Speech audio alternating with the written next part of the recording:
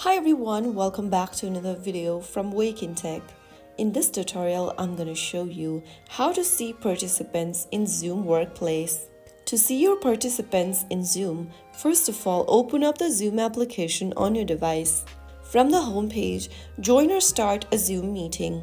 After starting up the Zoom meeting, tap on Participants at the bottom of the screen, which is indicated by two people icon. A list will appear where you will be able to see all the participants that has joined into your meeting. You can also scroll to see more names if the list is long, and that's how you can easily view your participants in Zoom meeting. Seeing the participants list is helpful to know who is in the meeting, who is speaking, and even manage interactions like muting or messaging. So that's how you easily find your participants in Zoom.